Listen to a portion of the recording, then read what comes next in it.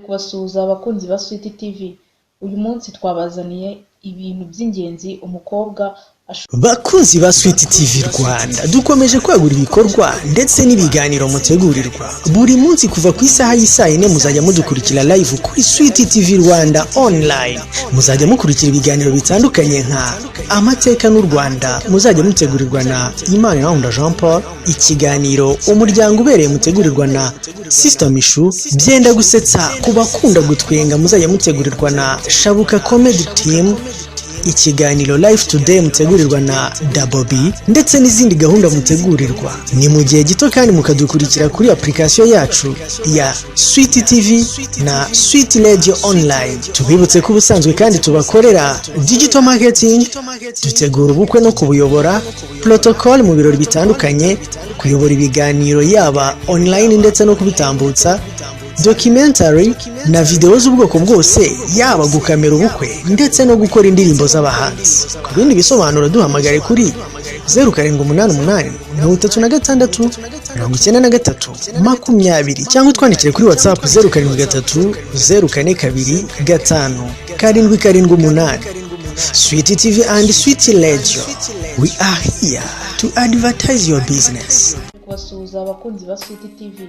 Uyu munsi twabazaniye ibintu by'ingenzi umukobwa ashobora kwifashisha cyangwa gukoresha kugira ngo agire amatako meza cyangwa amaguru meza. Kuri iki gihe umukobwa wese yifuza cyangwa akenera kuba yafite amaguru meza cyangwa amatako meza, kuko bibongerera kuba bagira igikundiro ku basore imbere y'abasore babareza. Hari ikintu cy'ingenzi, buriya imirasire y'izuba ya mu gitondo, biriya zuba rya mu gitondo rishobora kugufasha kugira amaguru meza.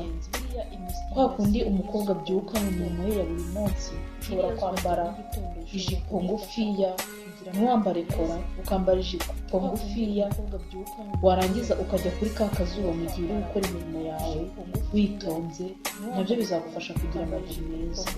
Ikindi, ushobora gukora siporo nk'iminota yibura 45 mu cyumweru witonze. Iyo minota ni mikeya, ariko buriya hari ikintu cy'ingenzi igenda igufasha wowe mukobwa ukeneye kugira amaguru meza, izagufasha cyane kugira amaguru meza. Ikindi, ushobora kugenda nk'iminota 30 ugenda n'amaguru, iyo minota nayo ishobora gufasha kugira amaguru meza. Hari ikindi kintu ushobora kwifashisha kugira ngo ugire amaguru meza, ushobora no gusimbuka n'umugozi. Buri gitondo uko ubyutse ukagenda usimbuka umugozi, umubiri uramenyera, ukagenda urambuka, ubundi ukabasha kugira amaguru meza. Ikindi, ushobora nanone kujya koga mu biyaga cyangwa koga mu mapisine. Uko woga ugafata amazi n'umubiri wawe ugenda uwukurura, nabyo bizagufasha kugira amaguru meza kubyifuza.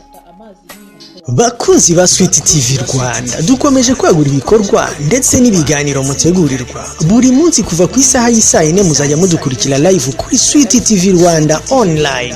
Muzajya mukurikira ibiganiro bitandukanye nka Amateka n'u Rwanda, muzajya mutegurirwa na Imanirahunda Jean Paul, ikiganiro umuryango ubereye mutegurirwa na Sister Mishu, byenda gusetsa ku bakunda gutwenga muzajya mutegurirwa na Shabuka Comedy Team, ikiganiro Life Today mutegurirwa na Dabobi, ndetse n'izindi gahunda mutegurirwa. Ni mu gihe gito kandi mukadukurikira kuri application yacu ya Sweet TV na Sweet Radio Online. Tubibutse ko ubusanzwe kandi tubakorera digital marketing, dutegura ubukwe no kubuyobora, protocol mu birori bitandukanye, kuyobora ibiganiro yaba online ndetse no kubitambutsa, documentary na video z'ubwoko bwose, yaba gukamera ubukwe ndetse no gukora indirimbo z'abahanzi. Ku bindi bisobanuro duhamagare kuri 0788 36 93 cyangwa twandikire kuri WhatsApp 0730 042 5